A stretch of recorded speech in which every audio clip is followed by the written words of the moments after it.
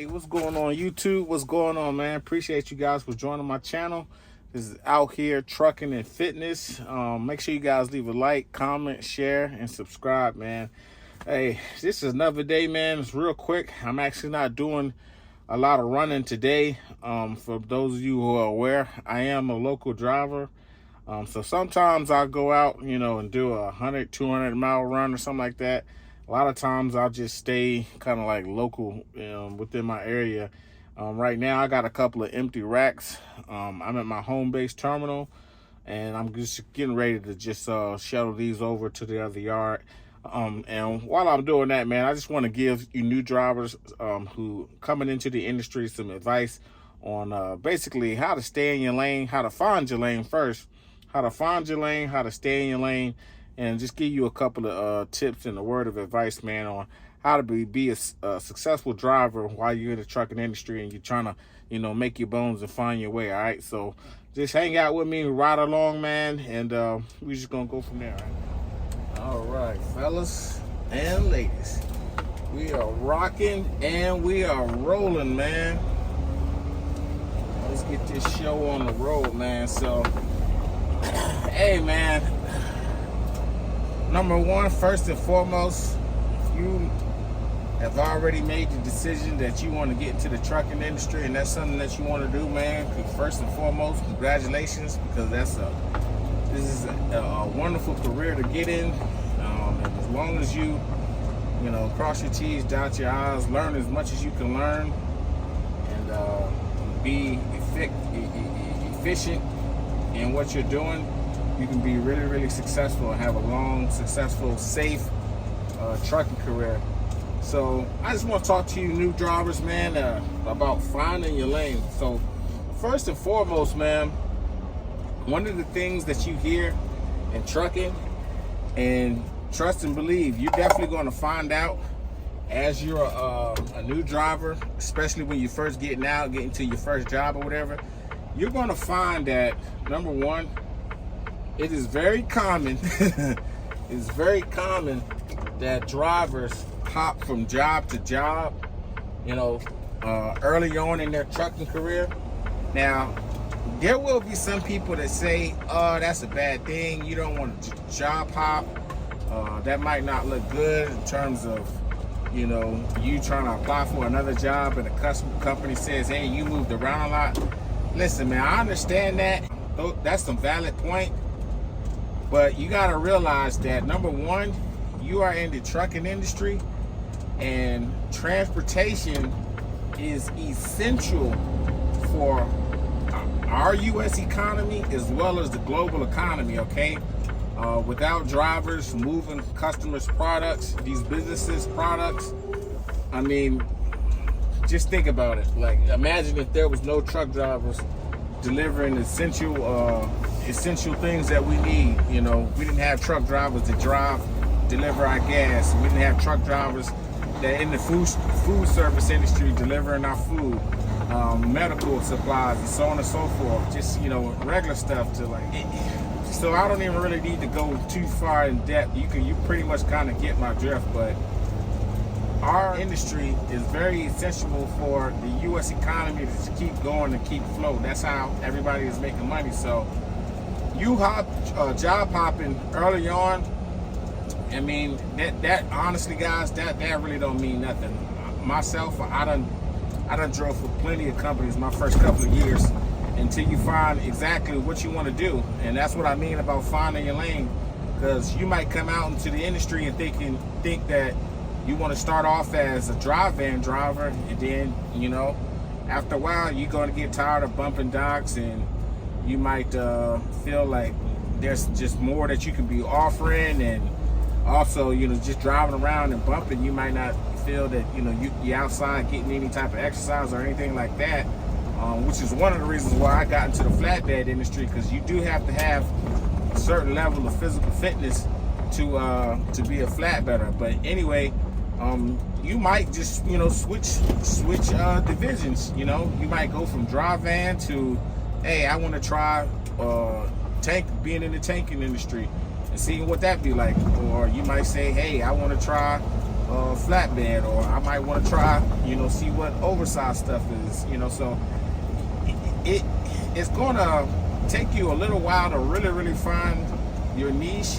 And once you find that niche, and once you find that lane, and that's something that one is profitable to you, it fits well with your lifestyle and your schedule, especially if you got a family, then boom, you go from there. All right, you find the lane and you stick with it. All right.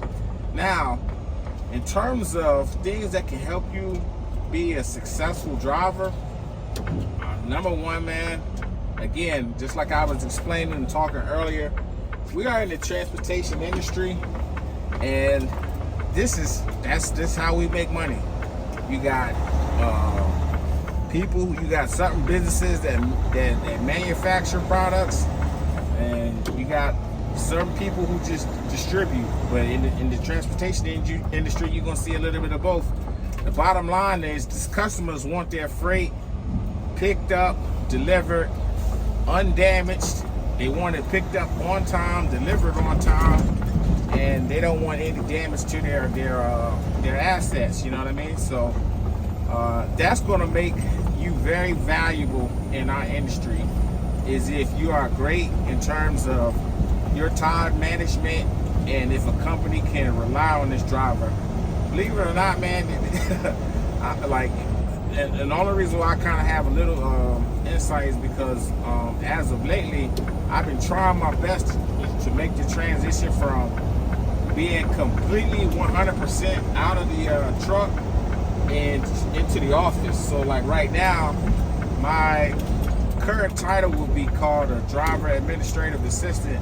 Basically, that's just another a fancy way of saying that I pretty much assist our supervisor or assist our managers. If those guys are out sick or something like that, then I'll step in and handle the day-to-day operations, whether that calls for making a bill of lading, or whether I'm actually have to make phone calls to certain individuals like a project manager or a superintendent, and basically coordinate the next day's schedule and so on and so forth. That's only if my manager is out or whatever. So I'm actually in the process of trying to train to do that. So I have a little bit of insight, and I'm telling you, man, being on that side of the game, it really makes a difference if you're a driver that somebody can count on, or if you're a driver that you're just not that reliable. And let's say a company may say, hey man, we got this load, hot load, you want to hear that term or not? They say, we got this hot load, man. We need one of your best drivers to get this from point A to point B and safe and on time, and if you're a driver, man, that you got a history of just being lazy and sometimes, a repetitive calling out, or just a guy that the company can't depend on, man, you're basically kind of writing your own future in the company as well as in the industry. You'll have a job because we need drivers, but in terms of promotions, in terms of bonuses, in terms of raises, you're pretty much going to either not be looked at, or you'll be low on the totem pole. So you don't want to get into that habit. That's not, it's not a good look, overall. Because again, when you look at the structure of our industry, again, we're constantly 24 hours a day, 365 days a week. You can always go outside and see a tractor trailer, deliver some freight, deliver somebody's product. It's business all around, and it never stops. It never stops, man. So keep that in mind. When you're basically, in your, basically finding your way and trying to determine, what type of driver that you want to be, because you never know. You might have aspirations to own your own truck one day, which is great. I salute anybody who jumps out there, takes that leap of faith, and puts up the money to get their own truck, start their own business. Man, I salute. I commend you guys. But what I was just talking about, that matters, because yeah, you may have your own truck, but how are you going to secure a contract if you have a history of being late? You know what I mean? Nobody's going to want to do business with you. So that's something that you have to master, and that just takes discipline, man. It takes a disciplined individual to be able to get up in the wee hours of the morning, 2 o'clock in the morning, 3 o'clock in the morning, be fully well rested, and take that long ride, whether they're doing short haul or long haul or whatever, but get to the customer on time, and with the product intact, how to secure your load properly, nothing's damaged, and make it to your destination on time.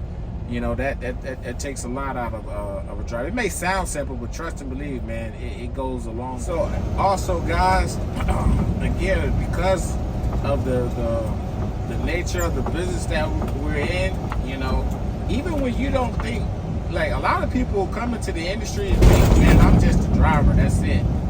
Okay, you can have that mentality, but in reality, you're absolutely much more than a driver, okay? Because when you go to these customers, and when you go to, whether you're going to a shipper to pick up the customer's product, or you're going to the receiver to deliver the customer's product, hey, that company, they see you, all right? They don't see the driver, the company that you're working for. They look at you, they see the uniform, they see your face, all right? So you're a representation of the company that you're driving for. And so you want to be cordial with everybody that you interact with. A lot of times, man, truck drivers, they can be in a rush to get where they're going. They can be in a rush to get from point A to point B, and it can make for a bad experience when they're dealing with the customers. Maybe somebody is not unloading them as fast as they would like to be, and then they can get out, words can get exchanged, and it can just be a bad look. You know what I mean? So you always got to remember that you are representing your company. And I'll tell you a story, man.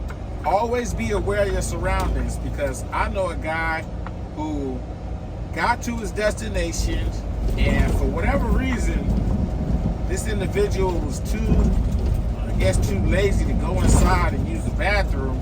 He figured he'd go off to the side, maybe behind one of the other trucks that was parked at the dock, and he thought nobody was looking, but the guy actually, unzipped his pants and took a leak, right then and there.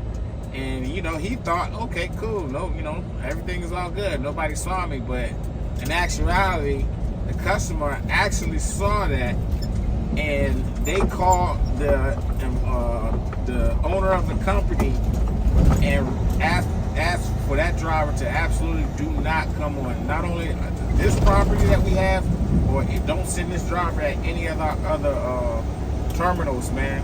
Now, luckily, the only thing that happened is that the driver is not allowed on the customer's property or any of their properties anymore. You know what I mean?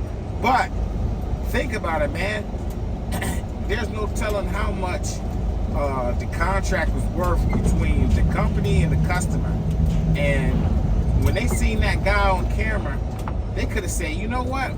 If this is the type of individual that they have representing their company, we don't want to do business with them, and we'll cancel the contract and give the contract to somebody else. So they could, that particular company, because of that one driver and the bad decision that he made, he could have potentially lost thousands of dollars, man. And this happened up north in the Northeast. I know a lot of other places, people may do that and think that nobody's looking, but I'm telling you, man, you always got to be aware of your surroundings. And while you're in the truck and you're on duty, you always got to, have that mindset of, I'm on a job, I'm conducting business, I'm a representative of the company that I'm working for.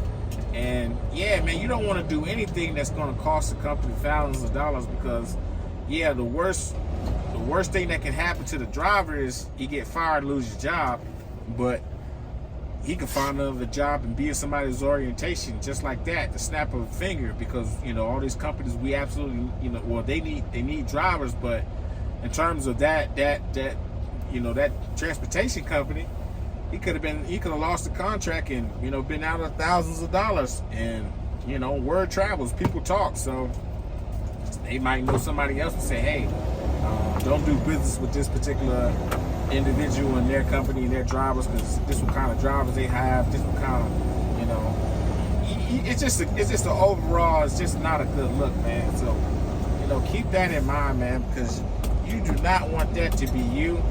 And you just, yeah, you don't want to have that type of representation. We're professional drivers, even though a lot of, we don't have a 4-year degree, 2-year degree, or a master's degree, or anything like that. We're still considered professional drivers, man. So you always have to conduct yourself as a professional at all times, man. At all times, especially while you're in the truck, you're on the road. This truck is your office, all right? The truck is your office, and you're in the field. You're constantly basically just out and about at work, representing your country. So just think about that, man. Again, you don't want to be that guy that loses a $100,000 or even a multi-million-dollar contract, man. That'll be a bad look for you. You know what I mean? So, I also want to talk about how important it is to understand and learn time management. Again, because of the nature of our industry, guys. Hey, it's just something that you want to have to master and learn. I'm actually kind of just rambling on, so I'm probably going to end the video right here, right now, because it's a little bit too long, and I know people's attention spans ain't that great. So I will catch you guys on the next video. Appreciate everybody for joining my channel. Make sure you guys like, comment, share, subscribe. This is Out Here Trucking and Fitness. I'll keep a post and an update on how I've been doing closing my rings. I definitely closed all 3 of my rings yesterday. You guys keep rocking with me, man, and I'll catch you guys on the next video. All right, peace.